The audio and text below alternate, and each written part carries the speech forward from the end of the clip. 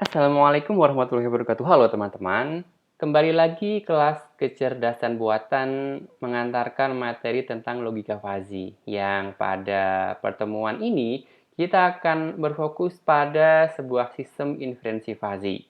Di dalamnya kita akan belajar bersama beberapa metode yang banyak dipakai dan kita akan akhiri dengan sebuah latihan. Ya, nah di pertemuan yang lalu, kita mempelajari bersama bagian sistem inferensi fuzzy secara sekilas. Ini yang akan menjadikan pokok domain pembicaraan kita kali ini sampai dengan akhir sesi nanti. Ya. Nah, bagian ini adalah gambaran umum bagaimana sistem inferensi fuzzy itu bekerja. Dia memetakan ruang input menjadi sebuah ruang output yang melalui beberapa tahap. Setidaknya ada 4 bagian yang akan kita pelajari bersama. Adalah fazifikasi, inferensi, defazifikasi, dan juga basis pengetahuan. Apa saja masing-masing? Kita lihat. Pertama adalah basis pengetahuan.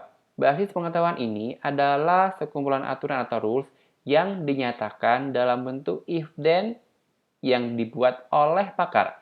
If-then ini seperti implikasi, ya. Nah, kemudian basis pengetahuan ini juga akan berkaitan dengan fazifikasi.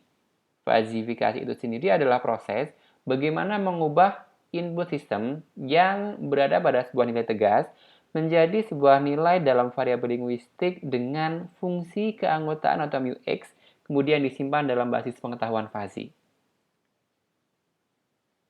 Kemudian inferensi ini adalah proses untuk mengubah input fuzzy menjadi output fuzzy yang melibatkan aturan-aturan dalam premis if-then rules sebelumnya tadi kita sebutkan, kemudian ditetapkan pada basis pengetahuan fuzzy. Nah, secara sekilas, inferensi ini adalah proses dalam pengambilan keputusan, ya, sama dengan proses inferensi pada materi matematika atau logika yang lainnya. Pada inferensi harus ada rules atau aturan yang dituliskan dengan bentuk umum adalah if kondisi dan kesimpulan. Kondisi disebut juga dengan antecedent, sedangkan kesimpulan disebut juga dengan konsekuen. Inferensi ini harus menghitung semua aturan yang diberikan dan dibuat oleh pakar di awal tadi. Nah, sedangkan proses yang terakhir pada sistem inferensi fuzzy itu disebut dengan defazifikasi.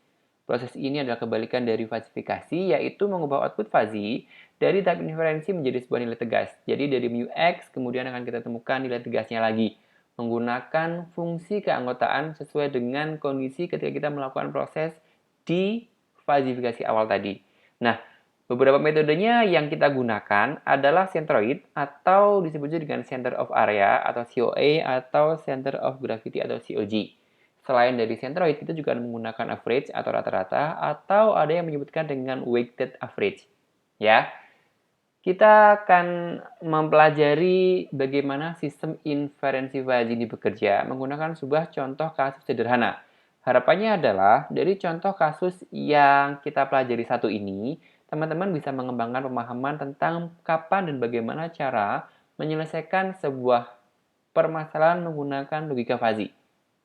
Ya, misalkan begini, untuk mengatur frekuensi putar kipas angin secara otomatis, maka sebuah pabrik menggunakan sebuah sistem kendali.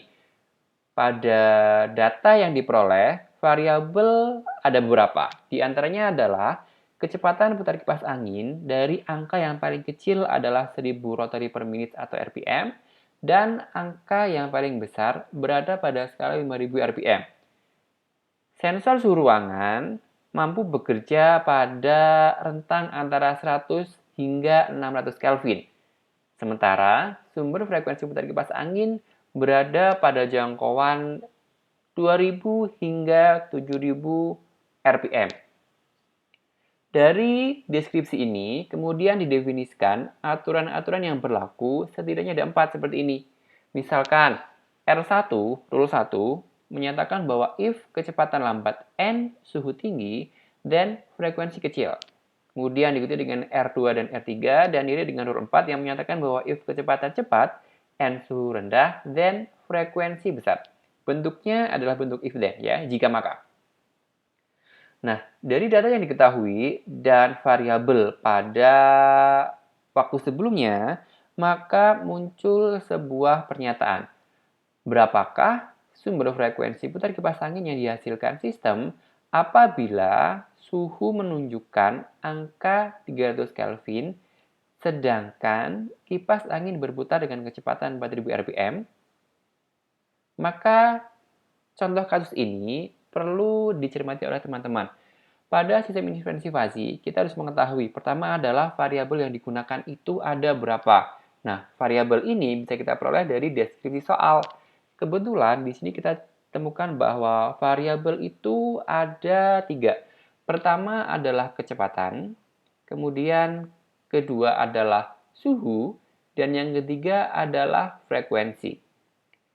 Pada deskripsi soal, biasanya setiap variabel itu dinyatakan dengan himpunan-himpunannya, yaitu himpunan linguistik dan himpunan numerik. Misalkan pada variabel kecepatan, kita punya linguistik kecil dan linguistik besar, di mana himpunan kecil itu berkisar pada angka 1000, sementara pada himpunan besar berada pada angka 5000. Pun sama dengan variabel yang kedua, yaitu variabel suhu, di mana variabel ini berada pada angka numerik 100 dan numerik terbesar adalah 600. Ya, apa yang digunakan sebagai variabel himpunan linguistik di sini nanti teman-teman akan lihat di pembahasan beberapa menit yang akan datang. Ya, frekuensi putar kipas angin ini berada pada kisaran 2000 untuk angka paling kecil dan paling besar adalah angka 7000.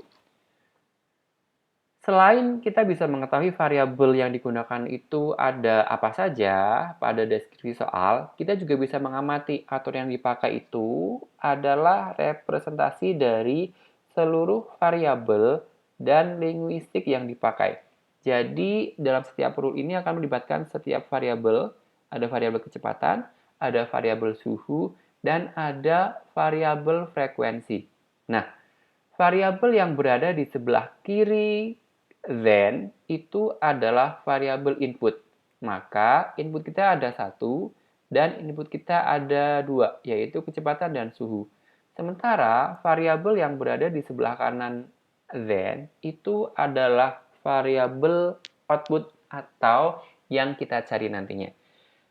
Ya, kebetulan variabel di sini juga sudah dinyatakan dengan himpunan linguistiknya masing-masing. Kecepatan itu berarti ada lambat dan cepat. Kemudian suhu itu berarti ada tinggi dan rendah, sementara frekuensi menggunakan linguistik kecil dan besar. Ya, adapun angka numerik ada di sesi yang sebelumnya tadi, ya, di halaman sebelumnya. Kemudian, untuk menyelesaikan masalah seperti ini, kita bisa menggunakan 3 buah sistem inferensi fasi yang banyak digunakan. Yang pertama disebut dengan sistem inferensi fasi atau fuzzy inference system Tsukamoto. Ya, yang dilakukan dalam setiap proses sistem inferensi fasi adalah menggunakan tahap-tahapan yang umum.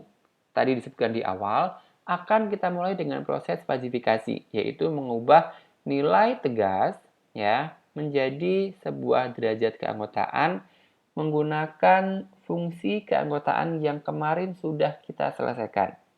Jadi, setelah kita mengidentifikasi adanya variabel, maka kita gambarkan menggunakan kurva yang berlaku. Dalam hal ini, variabel kecepatan itu memiliki himpunan linguistik cepat dan lambat di mana cepat itu berelasi dengan angka 5000 dan lambat itu berelasi dengan nilai 1000. Kalau digambarkan pada sebuah kurva, kita akan punya gambar seperti ini. Misalkan untuk menggambarkan himpunan cepat pada variabel kecepatan, kita akan menggunakan kurva linier naik seperti ini. Maka batas bawahnya adalah 1000 dan batas atasnya adalah 5000. Ya, ini untuk himpunan cepat. Kurvanya berupa linier naik. Sedangkan derajat keanggotaannya adalah X itu kurang dari 1000, nilainya adalah 0, ya, ada tanda sama dengan di sini. Untuk X berada pada 1000 sampai dengan 5000, maka menggunakan rumus X min A dibagi dengan B min A, dan apabila X berada di atas atau sama dengan 5000, maka derajat keanggotaannya adalah 1. Ya. Sedangkan untuk himpunan lambat, kita menggunakan kurva linier turun. Ya, cara menentukan derajat keanggotaannya pun sama. Ya, kita punya angka 1, angka 5.000 kurangi X dan dibagi dengan 5.000 min 1.000 untuk X antara 1.000 sampai dengan 5.000, kemudian akan memiliki derajat keanggotaan 0 apabila nilai X yang dicari berada pada angka di atas atau sama dengan 5.000. Ya. Kemudian, di soal tadi dinyatakan bahwa derajat keanggotaan untuk kecepatan 4.000 rpm itu kita coba gambarkan pada variabel kecepatan. Jadi tadi di awal, data yang diketahui untuk mengetahui berapa besar frekuensi putar kipas angin adalah kecepatan 4.000. Ya.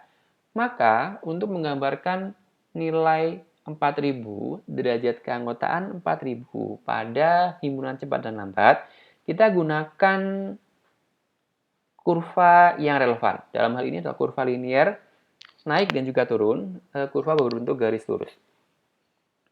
Ya, maka angka 4.000 ini, pertama kita nyatakan terhadap himpunan cepat dulu. Terhadap himpunan cepat, ya, kita nyatakan 4.000 ini ya adalah 0,75. Bagaimana caranya? Masih ingat dengan mencari derajat keanggotaan sebuah nilai pada materi yang lalu? Ya. Ini adalah contoh perhitungannya, ya. Berapakah derajat keanggotaan 4.000 pada himpunan lambat? Ya, ternyata perhitungan ini menyatakan 0,25. Nah, kalau digambarkan, kita akan punya angka seperti ini. 4.000 pada himpunan cepat akan memiliki nilai di sebelah sini, dan pada himpunan lambat akan memiliki nilai di sebelah sini, karena masing-masing memotong kurva di bagian yang kita tandai ini. Sehingga angka itu menunjukkan 0,25 dan 0,75. Ya. Yang masih belum paham, kita ulang lagi materi yang lalu. Silakan. Ya. Nah, kalau teman-teman menyatakan menggunakan dua buah kurva secara terpisah memerlukan waktu yang lebih lama, bisa kok menggambarkan dua buah himpunan menggunakan satu gambar tunggal seperti ini. Ya. Jadi yang tadinya kita punya gambar di sesi sebelumnya, pada halaman sebelumnya, kita gabungkan dari himpunan cepat dan lambat, kita bisa menggabungkan menjadi satu. Dan ini biasanya dipakai karena lebih efisien untuk menggambarkan grafik, termasuk dengan derajat keanggotaannya. Ya, rentang di sini tidak berubah dari contoh yang sebelumnya. Jadi ini sama dengan yang ada di depan, ini pun sama dengan yang ada di depan. Ya. Nah, setelah kecepatan kita ketahui derajat keanggotaan 4.000 untuk cepat dan lambat, variabel kedua yang harus kita hitung adalah variabel suhu. Caranya sama, ya. Di soal yang tadi kita cari, yang kita ketahui, itu adalah suhu 300 Kelvin. Maka 300 ini kita petakan dari angka paling kecil yaitu 100 sampai dengan angka terbesar yaitu 600 Kelvin. Jika 300 itu kurang lebih titiknya dari sini, maka dia akan memotong kurva tinggi dan himpunan rendah di atasnya. Dengan persamaan yang disajikan, ya, maka derajat keanggotaan 300 pada himpunan tinggi itu adalah 0,4 dan derajat keanggotaan 300 pada himpunan rendah adalah 0,6. Jika digambarkan pada himpunan suhu menggunakan kurva linier naik dan turun yang kita gabungkan, nilainya ada di sebelah sini. Ya. Kemudian, setelah kecepatan dan suhu, kita tentukan derajat keanggotaan masing-masing untuk linguistik yang berada di dalamnya. Kita akan berjumpa dengan variabel yang ketiga, yaitu variabel frekuensi, di mana linguistik yang dipakai adalah kecil dan besar dari 2000 sampai dengan 7000. Frekuensi ini tidak bisa kita carikan derajat keanggotaannya karena frekuensi itu adalah variabel output yang nilainya kita cari. Ya, tadi di depan dinyatakan bahwa apabila kecepatan 4.000 dan suhu 300 Kelvin, berapakah frekuensinya? Maka frekuensinya yang akan kita cari, teman-teman. ya. Nah, proses yang kita lewati setelah fazifikasi itu adalah inferensi. Inferensi ini akan melibatkan rules atau aturan yang didefinisikan di awal tadi, ya. Rules kita jumlahnya ada 4, ya, dan sudah didefinisikan oleh pakar.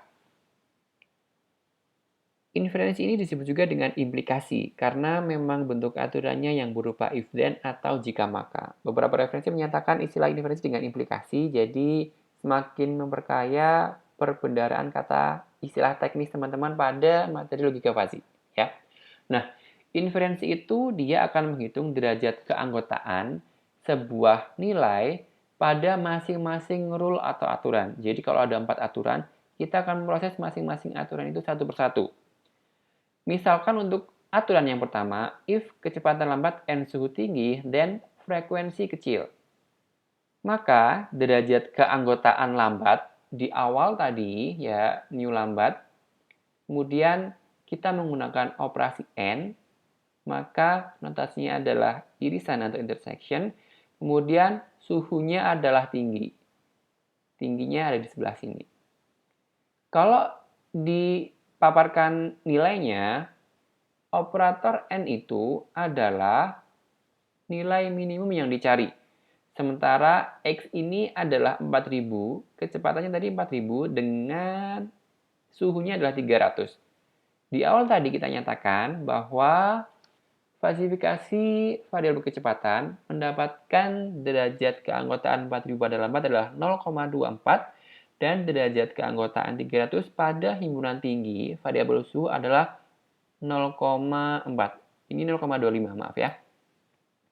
Jika dibandingkan, nilai yang paling kecil adalah 0,25. Nah, sekarang setelah nilai ini kita ketahui, kita sebut nilai itu dengan alfa predikat. Setiap rule akan punya alfa predikatnya masing-masing. Maka rule 1 ini kita punya alfa predikat 1. Ya. Nah, alfa predikat 1 ini akan berkaitan dengan sebuah nilai.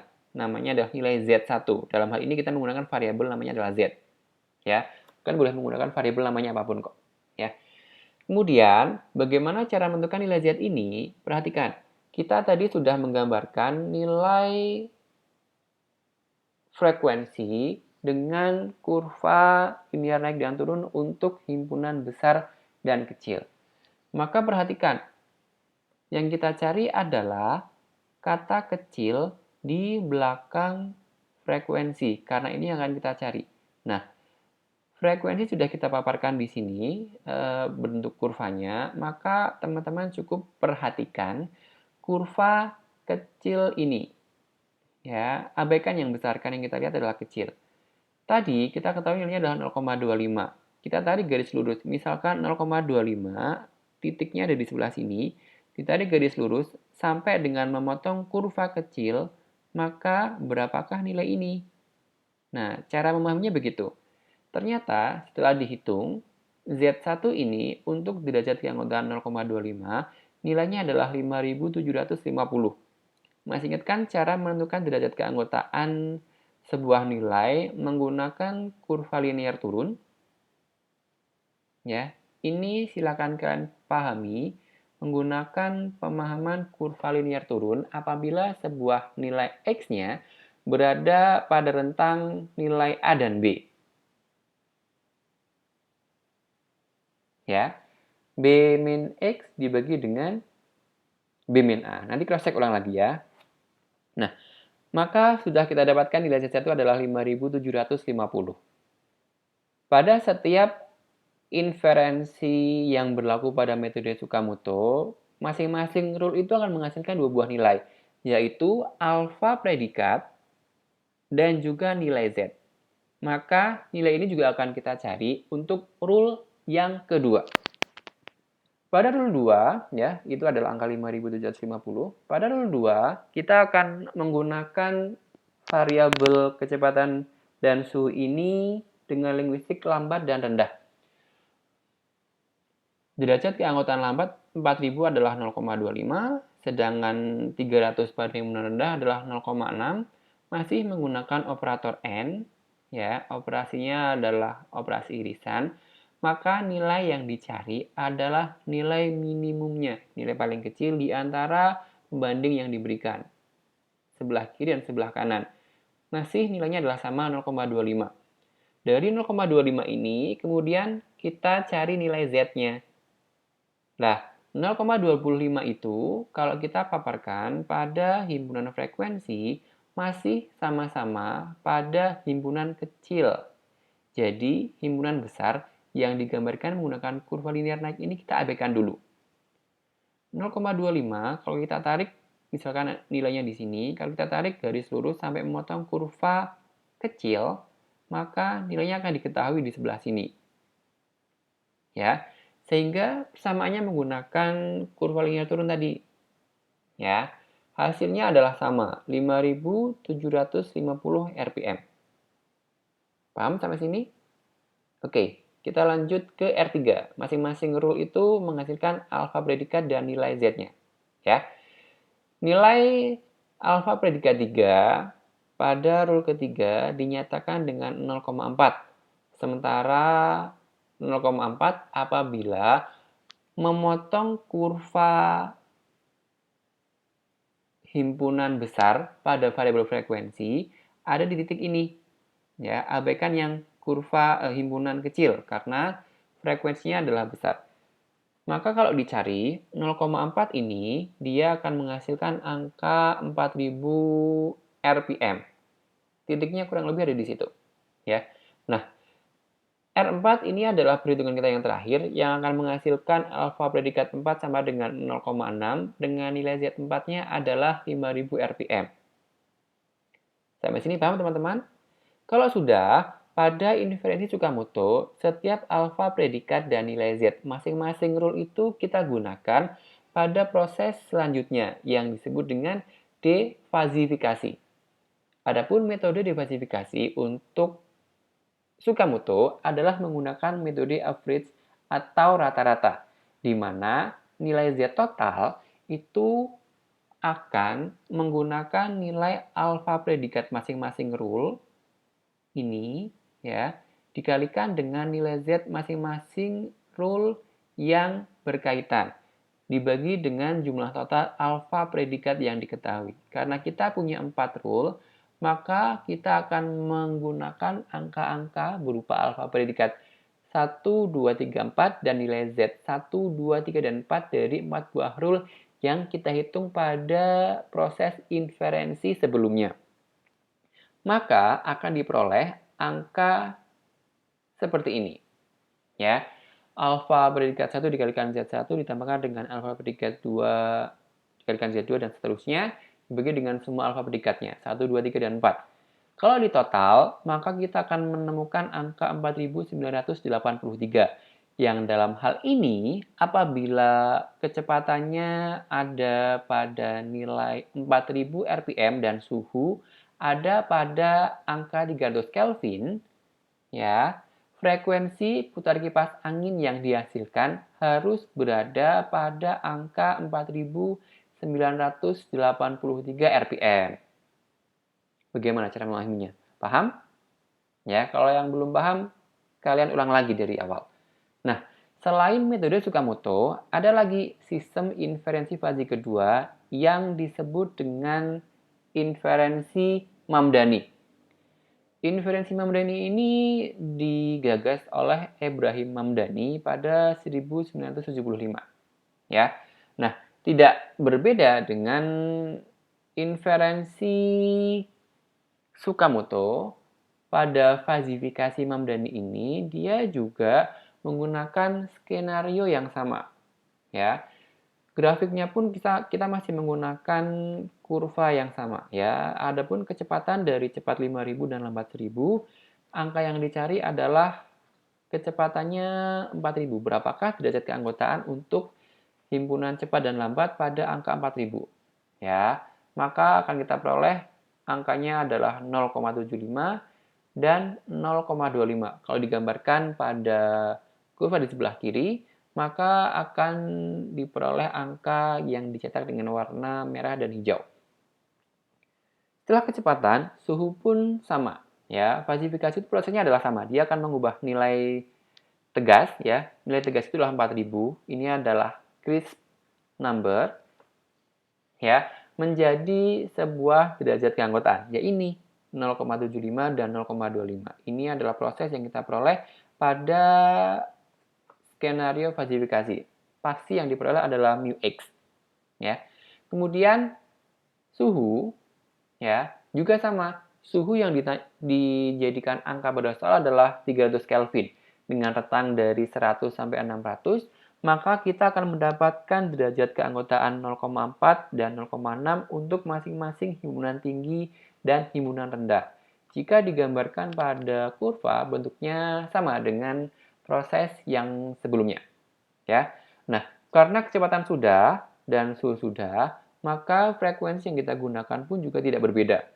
Ya, ini adalah variabel output yang ditanyakan. Berapakah frekuensinya kalau kecepatannya 4000 dan suhu beroperasi pada angka 300 Kelvin. Ya, aturannya pun sama. Dari Mamdani dengan Sukamoto itu menggunakan aturan yang sama. Tidak ada yang kita ubah. Rule 1, if kecepatan lambat, yang suhu tinggi, dan frekuensi kecil sampai dengan rule 4. Berapapun jumlah rule-nya, mereka harus kita proses semuanya. Ya. Nah, yang agak berbeda adalah pada metode inferensi Mamdani ini, kita akan menemukan nilai yang berupa alfa predikat saja. Sementara nilai Z-nya kita hitung nanti. Caranya adalah dari dua buah nilai 0,24 dan 0,25 dan 0,4 ini kita cari nilai minimumnya. Ternyata adalah 0,25. Nah, pada inferensi Mamdani ini dia menggunakan sebuah pencarian nilai yang digambarkan dengan daerah yang dinyatakan di bagian paling kanan. Misalkan gini, ada 0,25 pada himpunan lambat dan 0,4 pada himpunan tinggi, maka dicari nilai yang minimum. Kenapa minimum? Karena operatornya adalah N, yang artinya dia juga menggunakan operasi irisan atau intersection, ya, minimum. Antara 0,25 dengan 0,4, kalau kita sajikan ke dalam sebuah daerah, ya, maka nilai minimumnya adalah 0,25. Nilai 0,25 kalau kita gambarkan pada frekuensi kecil, ya. Yang diperhatikan adalah himpunan kecil pada variabel frekuensi, ya. Yang besar diabaikan dulu. Pada frekuensi kecil, 0,25 itu kita anggap sebagai sebuah wilayah yang diarsir seperti ini, ya. Nah, kalau dijabarkan dengan sebuah bentuk daerah yang baru, maka saya coba gambarkan dengan warna kuning di sebelah sini, ya. 0,25 kemudian kita jabarkan menggunakan sebuah nilai atau daerah yang digambarkan dengan warna kuning. Pada setiap inferensi rule Mamdani yang kita peroleh adalah alfa predikat. Z-nya kita hitung nanti. Ya, berbeda dengan Sukamoto sebelumnya. Kemudian alfa predikat 2 itu juga punyanya R2, sama. Antara 0,25 dan 0,6, nilai minimumnya adalah 0,25. Maka dibandingkan antara 0,25 pada himpunan lambat dan 0,6 pada himpunan rendah, yang paling kecil adalah 0,25. Jadi daerah ini yang diarsir. Ya. Sehingga kalau sudah kita arsir, kita akan mendapatkan sebuah gambaran daerahnya adalah sebagaimana kita lihat di sebelah sini. Ya. Batasnya adalah 0,25, nilai minimumnya. Kemudian, rule yang selanjutnya adalah R3, di mana kita masih sama-sama mencari nilai yang paling kecil dari himpunan cepat dan himpunan tinggi pada variabel kecepatan dan suhu. Diperoleh angka 0,4 di sebelah sini. Kalau digambarkan pada kurva, ya, pada himpunan cepat nilai 0,75 di sebelah sini dan pada pada variabel kecepatan dan pada variabel suhu ada 0,4. Kalau dicari nilai yang paling kecil adalah 0,4. Jadi daerah ini yang kita arsir. Ya. Kenapa yang kita gunakan gambarnya adalah seperti ini? Karena pada variabel frekuensi, himpunan yang kita pakai adalah besar. Bandingkan dengan contoh sebelumnya yang menggunakan himpunan kecil. Jadi, himpunan besar itu menggunakan kurva linear naik, digambarkan seperti itu. Dan himpunan frekuensi kecil pada kurva linear turun. Bedakan. Ya. Kalau kita sudah punya alfa predikat 3 pada proses inferensi Mamdani, yaitu 0,4. Nah, terakhir dari inferensi Mamdani itu adalah memproses rule yang keempat.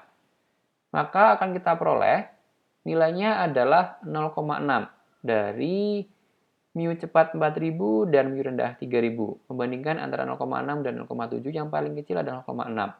0,75 ini untuk cepat dan 0,6 ini untuk tinggi. Dan frekuensi yang digunakan adalah besar. Jadi ini penting ya. Kalau kecil kalian akan salah ya. Kurvanya nanti akan bentuknya adalah keliru. Adapun rule ini yang menyatakan adalah pakarnya. Jadi kita tinggal menggunakannya ya. Kecuali memang kita sedang mendesain sebuah sistem inferensi fuzzy. Oke.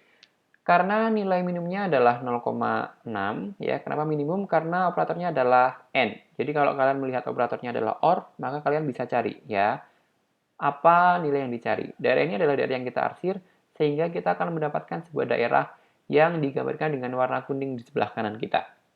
Nah, kalau 4 rule tadi, kita coba gabungkan, kita rangkum menjadi satu buah halaman, ya, kita akan mendapatkan kurva yang bentuknya seperti ini. Ya. Nah, ini tadi adalah hasil yang kita peroleh untuk himpunan frekuensi kecil. Ya, teman-teman nanti bisa lihat di awal, ini adalah frekuensi kecil. Dengan rule 3 dan 4 ini adalah untuk frekuensi besar. Ini penting karena masing-masing linguistik ya itu nanti memiliki peran yang tidak sama ya. Kalau dilihat setiap nilai yang ada pada frekuensi kecil dan frekuensi besar, kemudian kita cari nilai maksimumnya ya. Kalau dalam inferensi awal tadi operator n itu berelasi dengan operasi min. Nah, dalam inferensi Mamdani kita punya sebuah mekanisme yang disebut dengan komposisi aturan. Nah, komposisi aturan ini ada juga yang menyebutkan dengan nama agregasi. Nah, komposisi aturan itu menggunakan sebuah fungsi yang mencari nilai paling besar alias fungsi maksimumnya. Fungsi maksimum ini tidak berelasi dengan proses inferensi operator n di awal tadi. Jadi mereka proses yang terpisah. Kalau inferensi yang awal tadi disebut dengan implikasi, kalau komposisi aturan disebut dengan agregasi. Ya.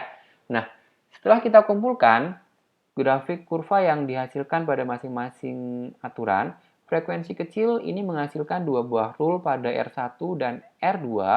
Bentuknya adalah seperti ini, sedangkan pada frekuensi besar, kita punya dua buah bentuk kurva yang baru, yaitu dari R3 seperti ini dengan nilai adalah 0,4 dan R4 adalah 0,6. Nah, dari masing-masing himpunan kecil ini dibandingkan R1 dengan R1, yang maksimum itu siapa? Ternyata nilainya adalah sama, yaitu 0,25 dan 0,25. Maka katakan misalkan kita menggunakan R2 untuk proses komposisi aturan fungsi maksimum. Jadi ini kita hapus. Kenapa? Karena kita memiliki nilai yang sama, 0,25 dengan 0,25. Maka kita misalkan mau menggunakan R2, R1-nya kita hapus. Ya. Kemudian pada frekuensi besar, maka bandingkan juga setiap rule yang berada pada linguistik yang sama. Kecil dengan kecil, maka besar dengan besar. Dalam hal ini, frekuensi besar tadi adalah rule yang ketiga dan rule yang keempat. Kalau dicari nilai maksimumnya antara 0,4 dengan 0,6, ya, dibandingkan 0,4 dengan 0,6, lebih besar siapa? Lebih besar 0,6. Dengan demikian, 0,4 ini kita abaikan, kita buang, sehingga kita hanya akan punya dua buah nilai yaitu R2 dan R4. Bentuknya adalah seperti ini. Nah, dari R2 dan R4 ini bagian yang penting, teman-teman harus memahami bagian ini karena ini bagian yang cukup sulit kalau kita tidak belajar. Dari R2 dan R4 ini kemudian kita gabungkan nilai yang sama-sama terbesar pada masing-masing linguistik, kecil dengan kecil, besar dengan besar. Kemudian setelah kita saring, kita gabungkan jadi satu. Maka teman-teman akan mendapatkan sebuah bentuk baru yang merupakan gabungan dari R2 dan R4. Bentuknya adalah seperti ini. Nah, bentuk ini yang kemudian akan kita gunakan untuk melakukan proses inferensi pada Mamdani selanjutnya.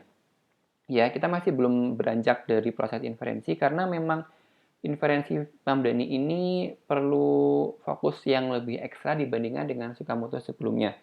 Kalau sudah ketemu dengan Fuchsian dua buah nilai seperti ini, ya, kurvanya adalah kurva menjadi himpunan yang baru, maka kita akan menggunakan kurva ini pada perhitungan selanjutnya.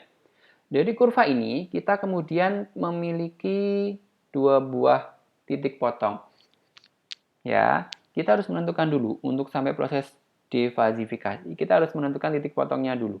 Nah, pada kurva yang baru ini, yang sudah kita lakukan fusion, penggabungan dari dua buah bentuk dari R2 dan R4 tadi, kita akan punya dua buah nilai berupa titik potong, katakan T1 dan titik potong T2. Ya, kenapa dinamakan titik potong? Karena tadi kita sudah memperhatikan gambar kurva pada menit sebelumnya. Nah, kita harus menentukan T1 ini bahwa kurva ini sebetulnya adalah kurva linear naik. Ya, bentuknya adalah kurva linear naik seperti ini. Ya, ini sampai nilai 0 sampai nilai 1 di sini aslinya adalah begini. Ya. Maka T1 dan T2 ini dia sebetulnya adalah kurva linear naik. Maka sehingga T1 ini kita cari menggunakan persamaan kurva linear naik, ya. Prosesnya adalah seperti ini, ya. X min A dibagi dengan B min A sama dengan 0,25. 0,25 ini adalah yang kita temukan nilainya. Sehingga nilai dari T1 itu adalah 3250 rpm. Maka angka ini nanti akan berubah. Batas ini akan kita ketahui nanti.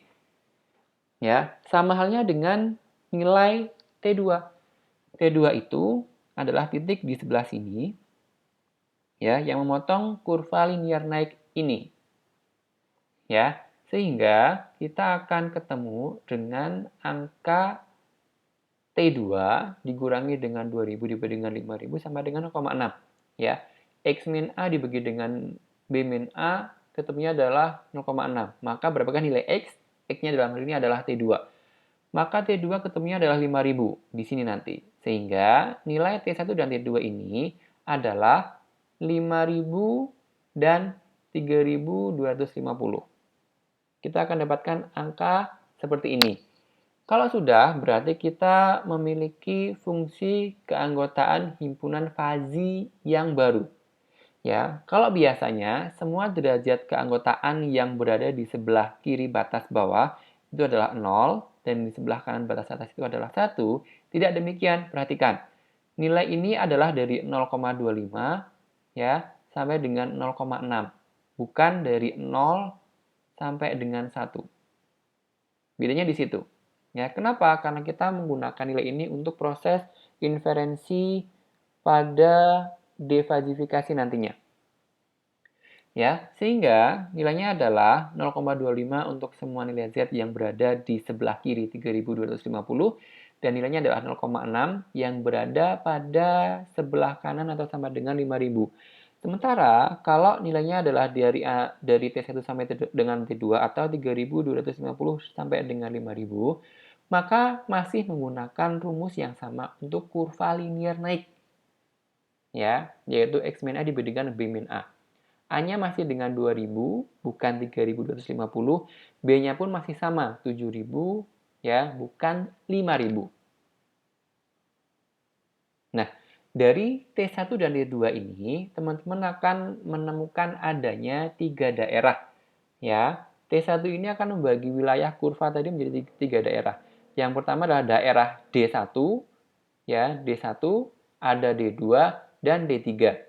D1 itu dia punya sebuah area luas yang dinotasikan dengan A1. Ini misalkan namanya adalah D1. Kemudian luas dari wilayah D2 itu kita sebut dengan A2. Sementara luas dari D3 kita nyatakan dengan A3. Nah, ini adalah luas yang paling kanan, ya. Katakan namanya adalah D3. Ya. Nah, setiap luas itu, setiap daerah itu, mereka juga punya momen, ya. Momen terhadap nilai keanggotaan masing-masing yang disebut dengan momen 1, momen 2, dan momen 3 atau M1, M2, dan M3. Jadi, kita punya A1, A2, dan 3 yang merupakan luas dari daerah 1, 2, dan 3. Masing-masing D1, D2, dan 3 itu punya momen, yaitu disebut dengan M1, M2, dan M3. Kita akan menggunakan nilai itu untuk proses selanjutnya. Nah, untuk mencari proses defasifikasi pada Mamdani, kita menggunakan centroid atau center of area yang merupakan pembagian dari momen terhadap luas daerah. Momen tadi kita sebut dengan M, ya, sementara luas daerah tadi kita sebut dengan A. Ya, kalau teman-teman lihat, ya, rumus untuk mencari centroid pada defasifikasi, ya, untuk mencari nilai Z, menggunakan metode centroid dari defasifikasi Mamdani adalah menggunakan integral tentu seperti ini. Masih ingat materi kalkulus 1 dan 2? Harusnya ingat, ya. Nah, kalau kalian menemukan soal seperti ini dan harus diselesaikan menggunakan Mamdani, maka coba berlatihlah dengan lebih karena metode ini memiliki proses yang lebih dibandingkan dengan metode Tsukamoto yang awal tadi. Tapi ini tidak menutup kemungkinan bahwa dia adalah metode yang mangkus, ya. Nanti kalian bisa membandingkan ini. Nah, dari defasifikasi ini kita akan mencari momen dulu. Momen itu dicari menggunakan persamaan yang atas, integral tentu yang atas. Nah, menghitung momen itu kita akan memperhatikan batas-batasnya. Yang pertama adalah dari 0 sampai dengan 3250 dan nilai 0,25 ini. Ya. Maka angka itu akan kita gunakan sebagai berikut, ya. M1, momen 1 itu adalah sebuah integral tentu dengan nilainya dari 0 sampai dengan 3250.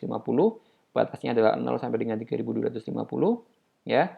Dengan nilai yang harus diintegralkan itu ada di 0,25. Angkanya ada di sini. Ya, kalau dihitung di proses selanjutnya adalah 0,25 dan seterusnya, maka kalian akan menghasilkan sebuah angka yang ada pada nilai 1320312,5. Ya, maka ini adalah M1. Kemudian berlanjut untuk M2. Pun sama, M2 itu berarti ada pada kisaran 3250 sampai dengan 5000. Ya, dengan angka yang dijadikan patokan adalah 0,6 dan dia mempertimbangkan garis ini, ya. Ini tadi rumusnya adalah X min A dibagi dengan B min A. Sehingga kita akan menggunakan nilai seperti ini. Ya, kalau dihitung, saya yakin kalian bisa. Kalian buka lagi materi tentang kalkulus 1 2 yang masing-masing berapa? 4 SKS masing-masing, ya. Ya, kalian buka lagi, maka akan diperoleh angka sekitar 3187515. Ya. Nah, yang terakhir adalah momen yang berkaitan dengan daerah yang ketiga atau D3. Kita sebut dengan M3. Nilainya adalah dari 5000 sampai dengan 7000, ya, dan dia akan melibatkan angka 0,6. Maka diperoleh angka 7.200.000, ya. Itu adalah nilai untuk M1, M2, dan M3. Memang kelihatannya sulit teman-teman, tapi percayalah, ketika kalian mengimplementasikan Mamdani pada tools tertentu, kita tidak perlu memikirkan kerumitan ini. Justru kita harus belajar yang rumit biar kita paham bagaimana algoritma metode membrane ini bekerja. Sehingga ketika kalian ditanya bagaimana angka itu diperoleh, teman-teman sudah bisa menjelaskan dengan lebih detail lagi. Ya, karena kalau sudah masuk ke dalam tools, kita tidak perlu lagi menghitung manual satu-satu seperti ini. Tapi justru itu, kalian harus tahu cara menghitung manualnya bagaimana. Ya. Nah, setelah momen kita peroleh, maka yang kita cari selanjutnya adalah luas, yaitu nilai A1, A2, dan A3. Kita tinggal menghitung ya luas A1 yang dinotasikan dengan daerah paling kiri sebelah sini. Ya, itu tidak ada nilai Z di sebelah sini. Jadi luas itu tinggal kalian cari ya. Ini adalah sama dari 0 sampai dengan 3250 untuk A1. A2 adalah 3250 sampai dengan 5000 dan A3 adalah 5000 sampai dengan 7000 dengan nilai 0,25 sampai dengan 0,6. Kalau dilanjutkan, kalian akan ketemu dengan nilai A1 adalah 812,5, A2 adalah 743,75 dan A3 adalah 1200. Nah, ini menghitung luas. Kalau teman-teman kesulitan, kita boleh menggunakan perhitungan luas dengan cara kedua. Ini metode yang lebih konvensional. Caranya adalah kita menganggap setiap daerah itu dengan sebagai sebuah bangun datar. A1 misalkan, A1 ini kalau dibuat bangun datar bentuknya apa? Persegi panjang kan? Nah, persegi panjang itu berarti panjangnya adalah dari 0 sampai dengan 3250, berarti ini adalah panjangnya.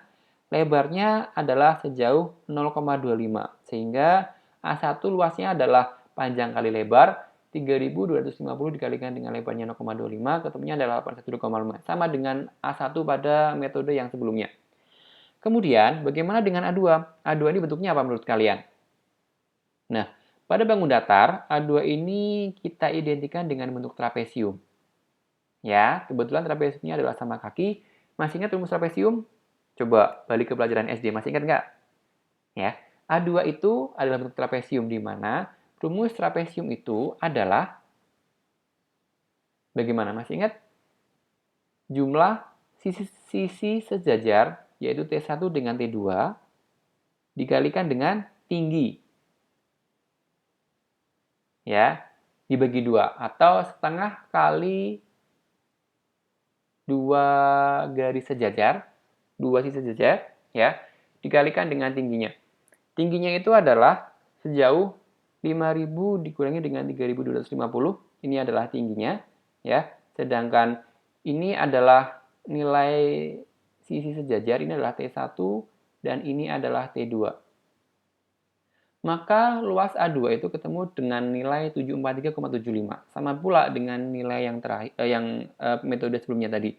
Terus bagaimana dengan luas A3? Ada yang bisa menebak ketemunya berapa? Panjangnya berapa, lebarnya berapa, karena A3 adalah berbentuk persegi panjang. Bisa menghitung? Oke, A3 itu ya panjang kali lebar adalah 0,6 ya dikalikan dengan nilai satunya yaitu 7000 dikurangi dengan 5000 ketemulah dengan angka 1200. Sama kok dengan nilai yang kita gunakan untuk menghitung luas pada proses cara yang pertama tadi. Ya. Nah, kalau kita sudah tahu total momen M1, M2, dan M3 dan luas 1, 2, 3 masing-masing. Sehingga kalau kita cari, ya, bentuknya rumusnya adalah seperti ini. Ya, ini adalah rumus sentroid. Kalau sudah ketemu M1, 2, 3 dan A1, 2, 3, tinggal kita hitung, kita masukkan. Ya, ini adalah M1, ini adalah M2, ini adalah M3, ini adalah A1, 2, dan 3. Kalau dijumlahkan, dia berada pada kisaran 4247,74 atau setara dengan 4248 rpm. Panjang ya. Hanya untuk mengetahui berapakah frekuensi putar kipas angin, apabila kecepatannya 4000 dan suhu 300, kita harus mengeluarkan ekstra tenaga barangkali ya. Tapi nggak apa-apa, ini harus kalian lalui semua biar ketika mengajukan sebuah tulisan ilmiah sebagaimana proyek akhir atau tugas akhir, kalian paham cara mendapatkan angka-angka itu dari mana.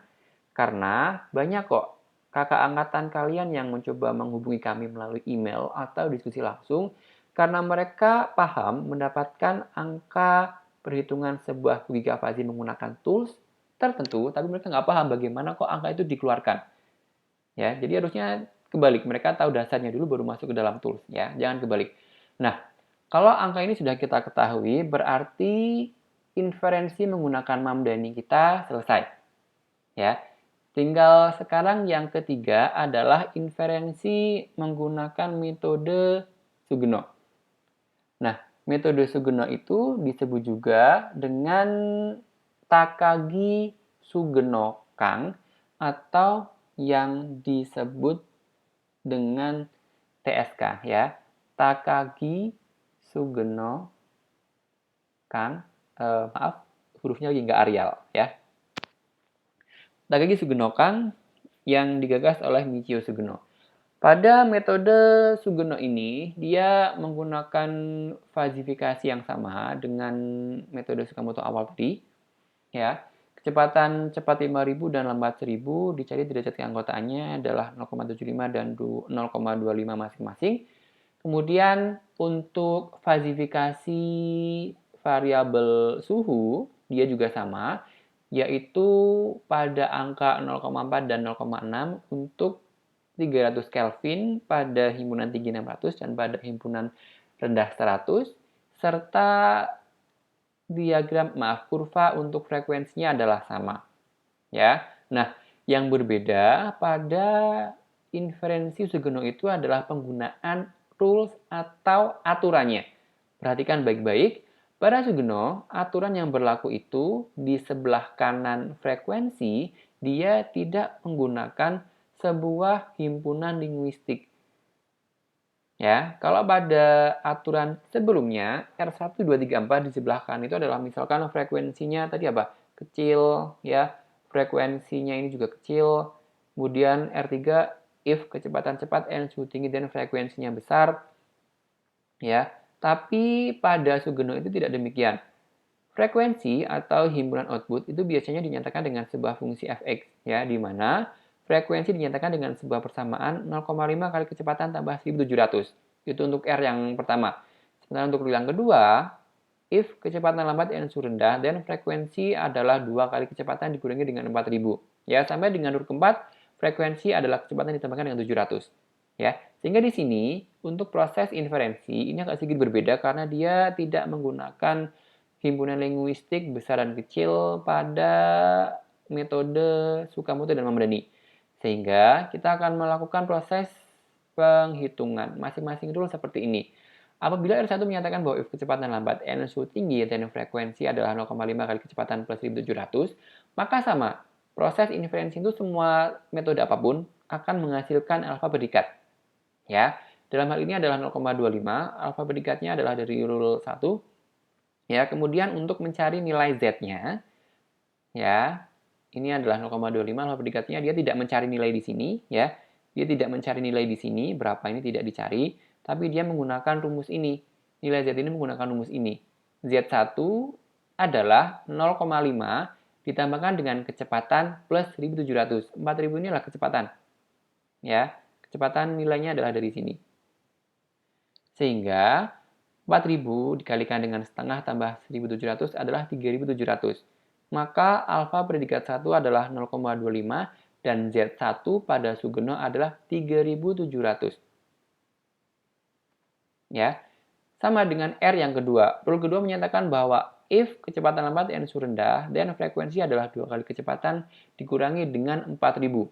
Alfa predikatnya masih menggunakan operator n dan dicari nilainya adalah minimum. Angka ini adalah 0,25. Ini kita pakai nanti untuk mencari nilai z-nya di akhir. Terus berapakah nilai z-nya? Z-nya adalah 2 kali kecepatan minus 4000. Kecepatan berapa di sini? Ada 4000. Ya, maka Z2 adalah 2 dari rumus ini dikalikan dengan kecepatan kita adalah 4000 dikurangi dengan 4000 yang hasilnya adalah 4000. Alfa predikat 2 dan Z2 sudah ketemu. Sama dengan R3 ya. Ketemu untuk alfa predikatnya adalah 0,4 dan nilai Z-nya adalah 4000. Dan yang terakhir untuk rule yang keempat adalah frekuensi sama dengan kecepatan plus 700. Dalam hal ini, nilai minimum dari alfa predikat 4 adalah 0,6 dan Z4 itu akan ketemu dengan angka 4700 karena kecepatannya adalah 4000 di sini. Ya. Jadi kita sudah ketemu dengan 4 alfa predikat dan 4 nilai Z yang saling berelasi satu sama lain. Masing-masing R1 adalah alfa predikat 1 dan alfa predikat dan Z1 dan seterusnya. Kemudian yang terakhir dari tahap sistem inferensi Fuzzy-Sugno itu adalah diversifikasi. Prosesnya sama dengan metode Tsukamoto di awal. Ya, dia menggunakan metode average atau rata-rata. Jadi akan digunakan alfa predikat 1 dengan nilai Z1, alfa predikat 2 dengan nilai Z2, sampai dengan alfa predikat 4 dan Z4 dibagi dengan alfa predikatnya. Kalau dicari di total dari proses inferensi sebelumnya, kita mendapatkan angka 4230 yang menyatakan bahwa pada suhu 300 Kelvin dan kecepatan 4000 rpm, frekuensi putar kipas angin yang dihasilkan harus 4230 rpm. Bagaimana? 3 inferensi tadi sudah kita selesaikan. Sistem inferensi Fuzzy menggunakan Tsukamoto, Mamdani, dan Sugno. Menurut kalian yang paling mudah yang mana? Mamdani? Ya, nah kalau diperhatikan hasil akhir dari masing-masing frekuensi putar kipas angin itu tidak sama. Ya, ada yang 4230, ada yang 4000 sekian, dan ada nilai yang tidak sama.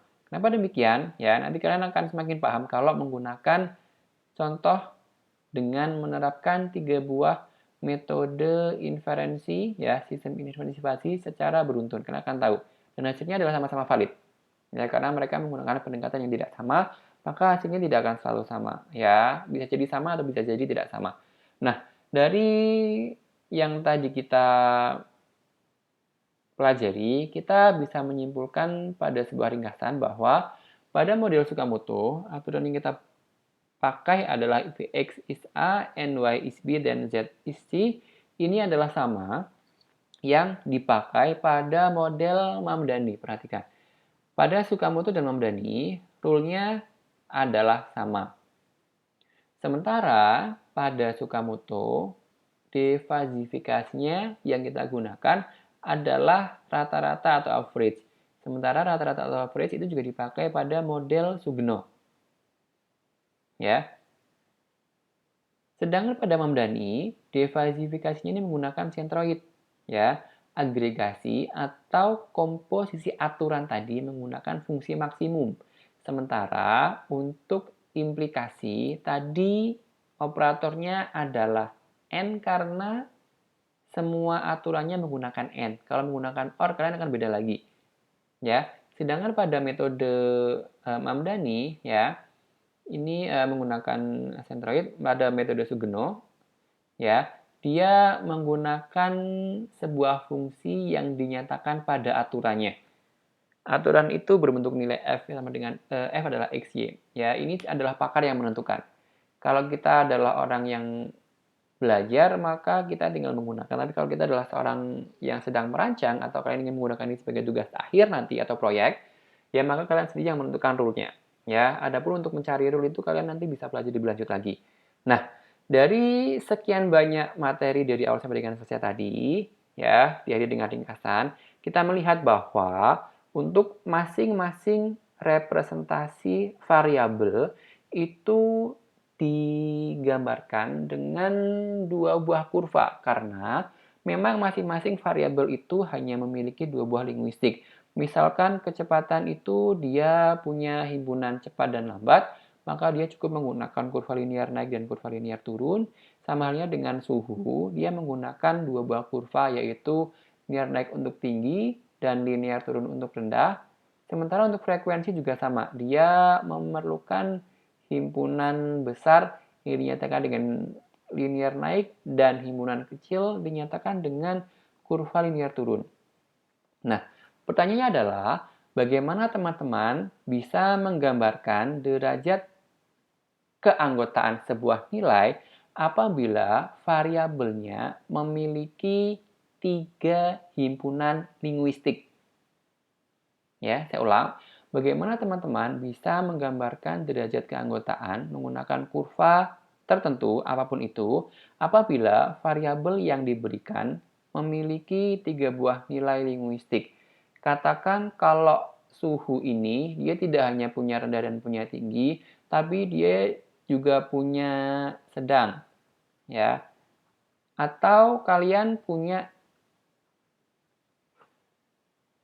nilai frekuensi itu bukan hanya kecil dan besar, tapi ada frekuensi normal. Ya, atau kecepatan dia tidak hanya lambat dan cepat, tapi dia juga standar. Nah, bagaimana cara kalian menggambarkan kalau ada variabel yang punya linguistik lebih dari 3?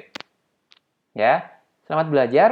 Semoga video ini bermanfaat, karena saya berharap teman-teman bisa menggunakan video ini untuk pembelajaran, bukan hanya untuk pada kelas kecerdasan buatan, tapi untuk kapanpun kalian menggunakan materi ini, termasuk dengan ketika kalian mengerjakan tugas akhir atau skripsi. Ya, terima kasih untuk selalu menjunjung tinggi adab dan ilmu. Jangan lupa kalian belajar mengulang lagi materinya. Assalamualaikum warahmatullahi wabarakatuh.